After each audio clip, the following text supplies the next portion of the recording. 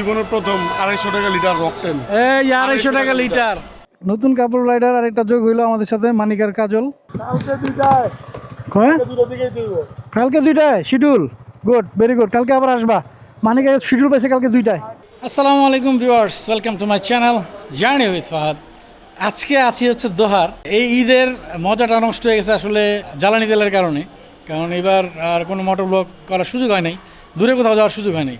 এই যে আমি আছি, মানিক আছে, তো আমরা এখন আছি দোহার কাছাকাছি, যেহেতু দোহারে ঘুরতে আসছি। বর্তমানে জ্বালানির যে সংকট, এই মুহূর্তে ঘুরতে যাওয়াটা মানে হচ্ছে বিলাসিতা, ঠিক আছে? তো বিলাসিতা করার আর সুযোগ নাই। তবে এই বিলাসিতার মধ্যে মানিক আরও বড় বিলাসিতার কাজ করছে। সেটা হচ্ছে কি, গতকালকে রাতের বেলা বাইকটা পার্ক করতে যে ফুয়েল ট্যাঙ্কটা খোলা রাখছে। আমি দেখাই আপনাদের। ও এর আরেকটা কথা তো বলিই নাই, আমাদের গ্রুপে কিন্তু বাইক আরেকটা অ্যাড হয়েছে। এটা তো আমার লিফান কেপিটি 4B, আর এটা হচ্ছে টিভিএস অ্যাপাচি 4B। এই ট্যাঙ্কটা খোলা রাখাই সারা রাত ট্যাঙ্ক খোলা ছিল, এই অবস্থায় রাখছে। এমনি হচ্ছে তেলের সংকট, তেল পাই না আমরা, তার মধ্যে আবার সে ট্যাঙ্ক খুলে রাখছে। হ্যাঁ, আরেক বিপদ, মানে তেল অনেক উঠছে। এটা যেহেতু অকটেন, অবশ্যই এটা খোলা ছিল, যেহেতু উঠছে, মানে ফাঁকা ছিল, একবারে ওপেন ছিল না, খেয়াল করে নাই। ও লক করতে মাঝখানে চেক করার জন্য দাঁড়াইছিল যে তেল কতটুকু আছে। ওই তখন যে লক করছে আর লক হয় নাই, খোলাই ছিল। মানিক, তুমি তোমার অনুভূতিটা বলো। আমার অনুভূতি এটাই, আমার রাস্তাতে গাড়িটা না ঠেলতে হয়, রাস্তায় না ঠেললেই হয়, ঠিক আছে? তা আমরা তুমি আমার পিছনে পিছনে থাকো, ঠিক আছে?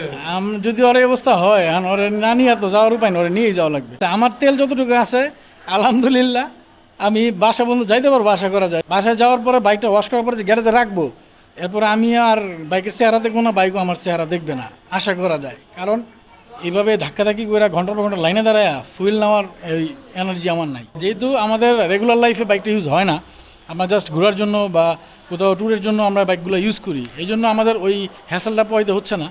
তারপরেও তেল সংকটের কারণে আমরা বেরোতে পারি নাই, কারণ ঢাকার বাইরে যারা গেছে তারা কিন্তু খুব বিপদে পড়ছে।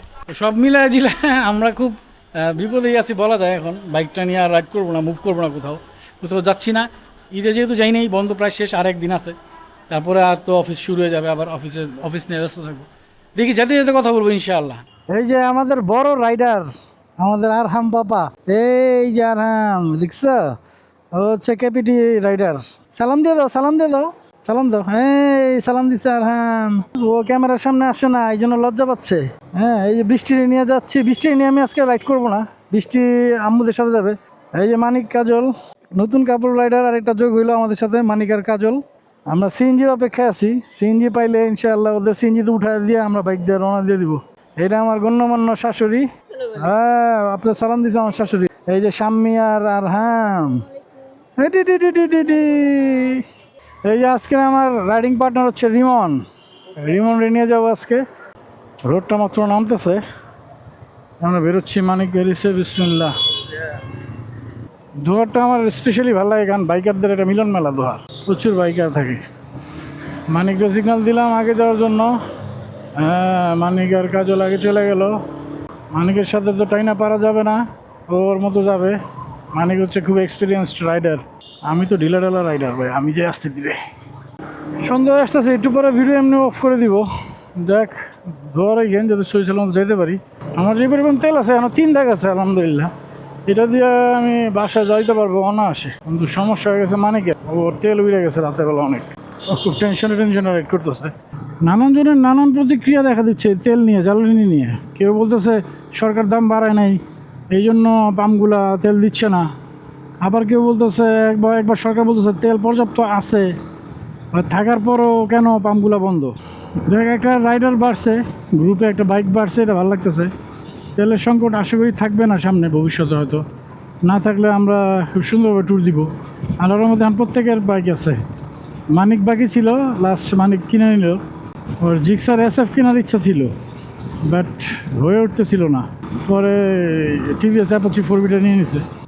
তেলের পাম্প তো বন্ধ আছে কি না কে জানে। দিয়ে দাঁড়াইলাম, দিয়ে মানিকে যদি পায়। কালকে দুইটায় দুটো দিকেই দিব। কালকে 2টায় শিডিউল। Good, very good. কালকে আবার আসবা। মানিকে শিডিউল পাইছে কালকে 2টায়। ওকে ওকে ওকে ওকে, ফাইন। চলো আমরা 2টা বাজে কালকে আসবো ইনশাল্লাহ। সিন্ডিকেট ভাঙতে পারতেছে না সরকার। আহা, কি যে বলবো ভাই, এত বড় সিন্ডিকেট ভাঙাই যাচ্ছে না। যে কোনো কিছু নিয়ে একটা সিন্ডিকেট হয়ে যায়, যে কোনো কিছু নিয়ে।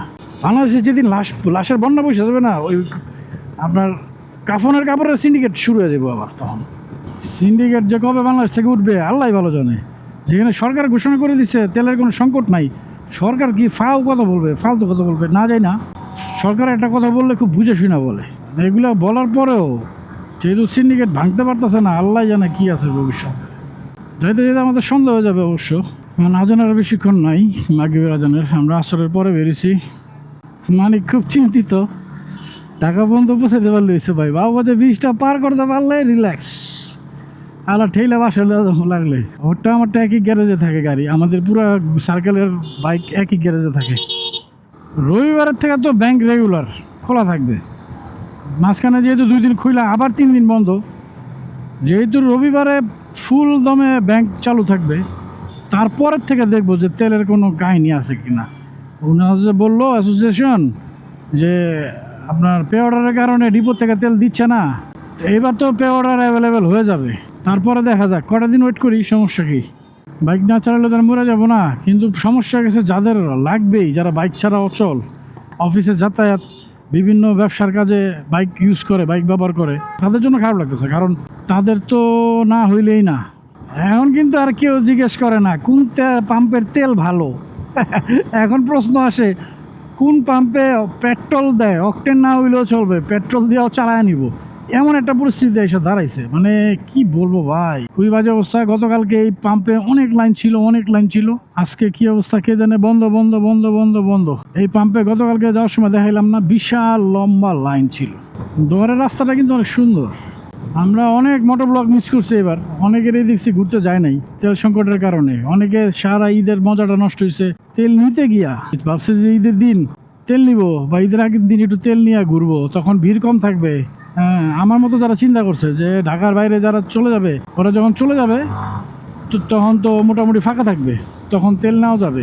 কিন্তু কে জানে যে তখনও ফাঁকা থাকবে না। আমি 500 টাকার তেল পাইছি, বললাম না 500 টাকার তেল পাইছি আধা ঘন্টা দাঁড়ায়। তাহলে ওই প্রশ্ন আর নাই যে ভালো পেট্রোল পাম্প। আরে ভাই, ফেসবুকে তো এমনও ছবি পাইছি পেট্রোল পাম্পের মধ্যেই অকটেন বুস্টার রাখা আছে, অকটেন বুস্টার সেল করতেছে। এরা আপনি ভাবতে পারেন এই জিনিসটা, যারা খোলা বাজারে তেল বিক্রি করে তারা মিক্সড করে, তেলের পরিমাণ বাড়ায়, এই জন্য আমরা অকটেন বুস্টারগুলো ইউজ করি মান ঠিক রাখার জন্য। কিন্তু পাম্পের মধ্যে অকটেন বুস্টার সেল করতেছে, এরকম ছবিও দেখছি ফেসবুকে ভাই। আজব বিষয় কিছু। মানে দাঁড়াইছো কেন? ও হ্যাঁ, মানে তেল অলরেডি রিজার্ভে দিয়ে দিচ্ছে, রিজার্ভ দিয়ে আর কত কিলো যাওয়া যাবে। দেখছেন কালকে এত বড় একটা বোকামি হয়েছে, এমনি হচ্ছে তেল পাচ্ছি না, এর মধ্যে আবার ওর ট্যাঙ্কের মুখা খোলা, ক্যাপ খোলা, ভাই বুঝে না। তার মানে উঠছে, বাতাস উড়ে গেছে সব, এই অলরেডি এই কয়েক মিনিটের মধ্যে রিজার্ভে চলে আসছে। মানিক রে কংগ্রেচুলেশনস, মানিক এই অবস্থায় তেল পাইছে। তেল কই? জীবনের প্রথম 250 টাকা লিটার অকটেন। এই 250 টাকা লিটার। যদি পাম্প তেলই না থাকে তাহলে বাইরে তেল আসলো কেমনি? আমার প্রশ্ন হচ্ছে এটা, নাকি? যদি বাইরে পাম্পের তেল না থাকে তাহলে এরা কেমনে পাইলো? আর ওরা বেশি হলে কয় টাকা বেশি দিয়ে আনছে ভাই? ঢালো ঢালো ঢালো, সন্ধ্যের টুকরাটা 1 ফুটাও যদি বাইরে না যায়। মানে ভাই বিচ্ছির একটা অভিজ্ঞতা হয়েছে, 250 টাকা লিটারে তেল কেনা লাগছে। দেখ, তৃতীয় অভিজ্ঞতা নিয়ে আজকে বিদায় নিচ্ছি। আল্লাহ হাফেজ। কাজলের মনটা খারাপ, কাজলের মন খারাপ। 250 টাকাতে সে অনেকগুলো তেল পাইতো, সে 1 লিটার তেলে বেশি ঘুরতে পারবে না। ঠিক আছে, ওকে। কাজলের দুঃখ কষ্ট নিয়ে আজকে বিদায় নেই। আল্লাহ হাফেজ, আসসালামু আলাইকুম।